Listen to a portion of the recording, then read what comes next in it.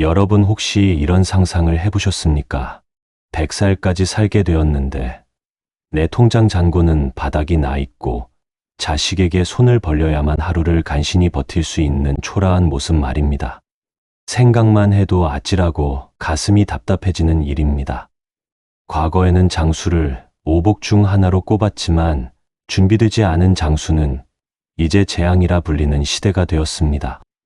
우리는 평생을 개미처럼 일했습니다. 자식 공부시키고 시집 장가 보내고 내 집 한 칸 마련하느라 정작 자신의 노후는 늘 뒷전이었습니다. 그런데 이제 와서 돌아보니 남은 것은 낡은 몸과 불투명한 미래뿐입니다. 이제 와서 내가 무엇을 할 수 있을까라며 한숨 짓는 여러분께 부처님께서는 명쾌하고 놀라운 해답을 주십니다. 부처님께서는 말씀하셨습니다. 재물은 흐르는 물과 같아서 가두려 하면 썩고 흐르게 하면 바다에 닿는다. 하지만 그 물길을 만드는 지혜가 없다면 물은 금방 증발해 버릴 것이다. 오늘 저는 여러분께 단순히 돈을 많이 버는 법이 아니라 죽는 순간까지 돈의 노예가 되지 않고 부의 주인으로 당당하게 사는 법을 말씀드리려 합니다. 노년에 왜 어떤 사람은 가만히 있어도 재물이 따르고 왜 어떤 사람은 평생을 애써도 가난의 굴레를 벗어나지 못하는지 그 비밀스러운 인과법을 오늘 상세히 밝혀드립니다. 이 법문을 끝까지 듣는 것만으로도 여러분의 불안했던 노후 자금에 큰 가오가 깃들 것입니다. 영상 오른쪽 하단의 공양 버튼 또는 구독과 좋아요로 수행과 공양에 함께 동참해 주십시오. 나이가 들수록 가장 무서운 것은 무엇입니까? 아마도 줄어드는 것들에 대한 본능적인 공포일 것입니다. 근력이 줄어들고 친구가 줄어들고 무엇보다 통장의 숫자가 줄어드는 것을 볼 때마다 우리는 한없이 위축됩니다. 젊었을 때는 다시 벌면 된다는 자신감이라도 있었지만 이제는 나를 써주는 곳도 없고 몸은 예전 같지 않습니다. 내가 왜 이렇게 살았을까? 그때 그 돈을 조금만 더 아꼈더라면 자식에게 너무 많이 퍼준 건 아닐까? 이런 후회들이 밀물처럼 밀려올 때 우리는 깊은 자괴감에 빠집니다. 부처님께서는 우리의 이런 마음을 이미 2500년 전에 예견하셨습니다. 고통의 근원은 무언가 부족해서가 아니라 영원할 것이라 믿었던 것이 변하는 것을 지켜보는 데서 온다고 하셨습니다. 돈 또한 마찬가지입니다. 돈은 본래 무상합니다. 영원히 내 주머니에 머물지 않습니다. 여러분은 충분히 열심히 사셨습니다. 지금까지 가정을 지키고 자식을 키워낸 것만으로도 여러분은 이 세상에서 가장 큰 보시를 실천하신 고귀한 분들입니다. 다만 돈을 다루는 법과 마음을 다루는 법이 하나라는 사실을 잠시 잊었을 뿐입니다. 돈 때문에 자식 눈치를 보고 사고 싶은 것 하나 마음대로 사지 못하는 그 서러운 마음을 오늘 이 법문으로 깨끗이 씻어내십시오. 가난은 결코 죄가 아닙니다. 하지만 가난이라는 생각에 사로잡혀 당신의 고귀한 영혼까지 비참하게 만드는 것은 지혜롭지 못한 일입니다. 이제 그 불안의 족쇄를 풀고 부처님의 경제 수업으로 깊이 들어가 봅시다. 노년의 가난은 육체적 고통보다 정신적 황폐함을 먼저 가져옵니다. 젊은 시절의 가난은 희망이라는 약으로 버틸 수 있지만 노년의 가난은 고립이라는 도구로 다가옵니다. 그래서 우리는 더 절박합니다. 그러나 그 절박함이 오히려 재물을 멀어지게 한다는 사실을 아십니까? 갈구하는 마음에는 빈곤의 기운이 깃듭니다. 부처님께서는 마음이 풍요로운 자는 어디서든 보물을 발견하고 마음이 가난한 자는 황금산에서도 굶주린다고 하셨습니다. 오늘 우리가 바꾸어야 할 것은 통장의 잔고가 아니라 그 통장을 바라보는 당신의 마음가짐입니다. 부처님께서는 진정한 부자는 재산을 많이 가진 자가 아니라 재산을 다루는 법을 아는 자라고 하셨습니다. 노년의 재물이 마르지 않게 하기 위해 우리가 가슴속 깊이 감추고 실천해야 할 5가지 비밀을 전해드립니다. 첫 번째, 재물의 절반은 침묵 속에 저축하십시오. 우리는 기분이 좋으면 자식이나 주변 사람들에게 내가 이번에 연금을 얼마나 받는다거나 땅값이 올랐다며 자랑하고 싶어 합니다. 하지만 부처님은 입술 사이로 새어나간 재물은 이미 내 것이 아니라고 하셨습니다. 재물이 있다는 사실이 세상에 알려지는 순간 주변에는 빌려달라는 사람과 투자를 권하는 사람, 그리고 은근히 기대를 거는 자식의 손길이 뻗쳐옵니다. 노년의 재산은 남들에게 보여주기 위한 화려한 훈장이 아닙니다. 그것은 당신의 마지막 존엄을 지켜줄 생명줄입니다. 당신의 정확한 재산 규모는 배우자 외에는 누구에게도 심지어 자식에게도 명확히 밝히지 마십시오. 감춰진 재물만이 끝까지 당신을 지켜주는 든든한 방패가 됩니다. 재산의 규모가 드러나면 인간관계는 순수함을 잃습니다. 사람들은 당신의 인격보다 당신의 지갑을 먼저 보게 됩니다. 자식들 또한 부모의 재산을 아는 순간 자립하려는 의지보다는 의존하려는 마음이 먼저 생깁니다. 부처님께서는 사랑하는 사람에게 독을 주지 말라고 하셨습니다. 과도한 유산에 대한 기대는 자식에게 독이 됩니다. 당신이 얼마를 가졌는지 아무도 모르게 하십시오.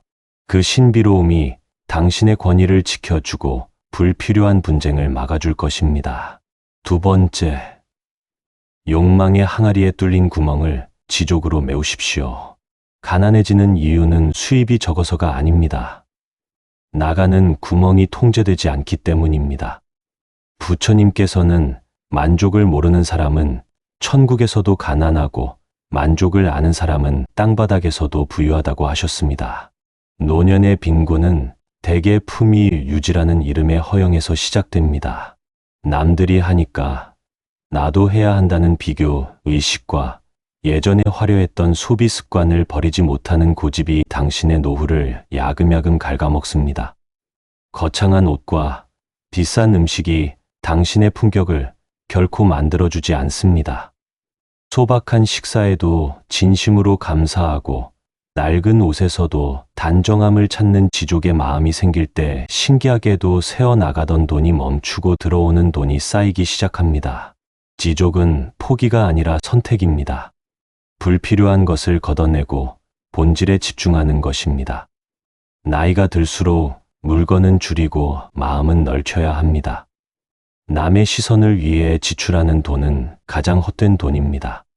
내 마음이 평온하면 비싼 찻집이 아니어도 길가 벤치에서 마시는 차 한 잔이 극락의 맛이 됩니다. 지족의 마음을 가진 사람은 세상 그 누구도 가난하게 만들 수 없습니다. 그는 이미 자기 마음의 주인기 때문입니다.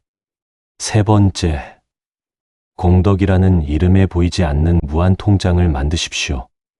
불교 경제학의 핵심은 보시입니다. 안 그래도 쓸 돈이 없는데 어떻게 남에게 베푸느냐고 물으실 수 있습니다. 하지만 부처님은 가난한 자가 베풀지 않는 것은 미래의 가난을 스스로 예약하는 것과 같다고 하셨습니다. 큰 돈을 기부하라는 것이 아닙니다. 따뜻한 말 한마디와 길에 떨어진 쓰레기 하나 줍는 것, 그리고 타인을 위해 진심으로 기도하는 것조차 모두 위대한 보시입니다. 내가 가진 작은 것을 기쁘게 나눌 때 우주의 기운은 당신을 풍요로운 사람으로 인식하고 더 큰 재물의 인연을 보내줍니다. 이것이 우주의 엄격한 인과법칙입니다. 인색한 마음은 재물의 통로를 꽉 막아버리고 자비로운 마음은 재물의 물길을 넓게 틉니다. 보시는 미래를 위한 가장 확실한 투자입니다. 내가 오늘 누군가에게 베푼 친절은 반드시 어떤 형태로든 나에게 돌아옵니다. 노년에 혼자 고립되지 않고 주변에 좋은 사람들이 모여드는 것도 젊은 날 혹은 오늘 당신이 쌓은 공덕의 결과입니다. 돈이 없어도 할 수 있는 무재치시를 실천하십시오. 밝은 얼굴로 사람을 대하고 부드러운 말로 위로를 건네는 것만으로도 당신의 공덕 통장은 나날이 두꺼워질 것입니다. 그 통장의 이자는 당신의 말년을 가장 풍요롭게 지켜줄 것입니다. 네 번째, 조급한 투자와 탐욕의 유혹을 정견으로 단호히 끊으십시오. 노후 자금을 한 번에 크게 불려보겠다는 조급함은 사기꾼들의 가장 좋은 먹잇감이 됩니다. 부처님께서는 뿌리 없는 나무의 열매를 바라는 자는 결국 나무까지 말라 죽게 만든다고 하셨습니다. 지인들의 솔깃한 제안이나 고수익을 보장한다는 말에 결코 흔들리지 마십시오. 노년에는 지키는 것이 곧 버는 것입니다. 당신의 상식을 벗어나는 과도한 이익은 반드시 치명적인 독을 품고 있습니다. 세상을 있는 그대로 바르게 보는 정견에 눈을 뜨십시오. 땀 흘리지 않은 대가는 결국 당신의 남은 인생을 통째로 앗아갈 수 있습니다. 사기꾼은 대개 가까운 곳에서 친절의 탈을 쓰고 나타납니다. 그들은 당신의 불안을 이용합니다. 하지만 기억하십시오. 세상에 공짜는 없습니다. 부처님께서는 유행을 바라는 마음이 모든 불행의 시작이라고 하셨습니다. 내 손안에 있는 것을 소중히 여기고 검증되지 않은 곳에 마음을 빼앗기지 마십시오. 정견을 가진 노인은 단단한 바위와 같아서 어떤 유혹의 바람에도 흔들리지 않습니다. 그 흔들리지 않음이 당신의 재산을 지키는 최고의 기술입니다. 다섯 번째, 재물에 대한 집착을 내려놓되 관리는 철저히 하십시오. 돈을 사랑하라는 뜻이 아닙니다. 돈을 귀하게 여기라는 뜻입니다. 부처님은 돈을 노예처럼 부리지 못하는 자는 돈의 노예가 된다고 하셨습니다. 내 돈이 어디에 쓰이는지 그리고 어떻게 흘러가는지 매일 꼼꼼히 살피십시오. 그것은 집착이 아니라 인연에 대한 예의이며 책임입니다. 하지만 동시에 이 돈은 영원히 내 것이다라는 강한 집착은 버려야 합니다. 잠시 내가 인연이 닿아 보관하고 있다가 좋은 곳에 쓰고 가겠다는 마음가짐을 가질 때 재물은 당신을 편안하게 대하며 당신 곁에 기쁘게 머물게 됩니다. 돈을 숭배하지도 말고 무시하지도 마십시오. 돈은 목적이 아니라 수단입니다. 당신의 수행과 평온을 돕는 도구로 대하십시오. 관리는 꼼꼼하게 하되 마음은 비워두는 것이 중도의 경제학입니다. 재물을 잘 관리하는 노인은 자식들에게도 위엄이 있습니다. 스스로를 책임질 줄 아는 힘이 거기서 나오기 때문입니다. 재물을 다스리는 법을 배우는 것은 곧 당신의 남은 삶을 다스리는 법을 배우는 것과 같습니다. 이제 여러분이 이 부처님의 경제 지혜를 삶 속에서 실천했을 때 펼쳐질 찬란하고 평화로운 노년을 상상해 보십시오. 첫째, 여러분은 돈에 휘둘리지 않는 진정한 자유인이 됩니다. 통장에 얼마가 들어있든 당신의 마음은 미미 우주를 품을 만큼 풍요롭기에 세상의 불경기나 물가 상승에 가슴 졸이지 않습니다. 내가 가진 작은 것에서 진정한 기쁨을 찾는 법을 알기에 여러분의 하루는 매 순간이 축제와 같습니다. 부처님은 근심 없는 마음이 가장 큰 재산이라 하셨습니다. 여러분은 그 무형의 재산을 이미 소유하게 된 것입니다. 마음이 편안하면 몸의 병도 사라집니다. 돈으로 살 수 없는 최고의 건강을 덤으로 얻게 됩니다. 둘째, 따뜻한 인연들이 당신의 주변으로 자연스럽게 모여듭니다. 인색하고 늘 가난하다고 불평만 하는 노인 곁에는 그림자조차 머물기 싫어합니다. 하지만 비록 가진 게 적어도 마음이 넉넉하고 향기로운 말을 베풀 줄 아는 노인 곁에는 언제나 온기 넘치는 사람들이 가득합니다. 당신이 베푼 작은 자비가 인복이 되어 돌아오고 그 인복은 다시 당신의 삶을 물질적으로나 정신적으로나 풍요롭게 만드는 선순환을 일으킵니다. 당신은 더 이상 외롭지 않습니다. 당신 자체가 하나의 따뜻한 태양이 되었기 때문입니다. 셋째, 자식들에게 깊은 존경을 받는 위엄이 있는 부모가 됩니다. 돈으로 자식을 통제하려 하거나 반대로 비굴하게 눈치를 보지 않습니다. 스스로 당당하고 검소하게 살아가는 부모의 뒷모습은 자식들에게 세상 그 어떤 유산보다 큰 가르침과 안도감을 줍니다. 우리 부모님은 참으로 지혜롭게 삶을 꾸려가셔라는 자식들의 진심 어린 존경은 수억 원의 유산보다 더 값진 성공입니다. 자식들은 당신을 짐이 아니라 지혜의 샘으로 여기며 찾아올 것입니다. 당신은 이제 가난을 두려워하지 않습니다. 가난은 밖에서 오는 것이 아니라 내 마음의 굶주림에서 온다는 위대한 진리를 깨달았기 때문입니다. 당신의 마음이 부처님을 닮아갈수록 당신의 현실 또한 부처님의 가호로 풍요로워질 것입니다. 이것이 바로 죽어서 가는 극락이 아니라 살아서 누리는 현세의 극락입니다. 당신의 얼굴에는 인자한 미소가 번지고 당신의 발걸음에는 여유가 넘칩니다. 돈의 주인이 된 사람만이 가질 수 있는 고고한 기품이 당신의 온몸에서 흐르게 됩니다. 이 지혜를 완전히 당신의 것으로 만들기 위한 구체적인 오늘의 실천법을 알려드립니다. 지족 일기를 매일 작성해 보십시오. 매일 저녁 잠자리에 들기 전 오늘 내가 돈을 한 푼도 쓰지 않고도 진정으로 행복했던 순간 3가지를 적어보십시오. 길가에 핀 이름 없는 꽃을 본 것, 시원하게 불어온 바람을 느낀 것, 이웃과 따뜻한 인사를 나눈 것. 이런 사소한 감사들이 쌓이면 당신의 뇌는 나는 이미 충분히 가진 사람이다라고 인식하기 시작합니다. 이 인식의 변화가 실제로 재물운을 불러오는 자석이 됩니다. 소액 보시를 습관화하십시오. 매주 단돈 1,000원이라도 좋으니 나를 위해서가 아닌 남을 위해서 써보십시오. 어려운 이웃을 위한 저금통에 넣어도 좋고 길가에 목마른 식물에게 물을 주어도 좋습니다. 내가 누군가에게 무언가를 줄 수 있는 능력이 있다는 확인은 당신 내면의 뿌리 깊은 빈곤 의식을 치유하는 가장 강력한 약입니다. 주는 손이 받는 손보다 복되다는 사실을 몸소 체험하십시오. 재물 명상을 생활화하십시오. 매일 아침 눈을 뜨면 잠시 명상에 잠기십시오. 내게 인연 닿은 재산이 나를 거쳐 세상으로 흘러가 많은 사람을 행복하게 만드는 아름다운 모습을 상상해 보십시오. 그리고 속으로 조용히 외치십시오. 나는 풍요의 통로다. 내게 오는 모든 재물은 공덕이 되어 세상을 밝게 비춘다. 이 강력한 선언이 당신의 재물에 대한 집착을 없애주고 동시에 필요한 재물을 끌어당기는 힘이 될 것입니다. 여러분 돈은 결코 인생의 전부가 아닙니다. 하지만 노년의 재물은 당신의 수행과 안식을 돕는 소중한 도반이 될 수 있습니다.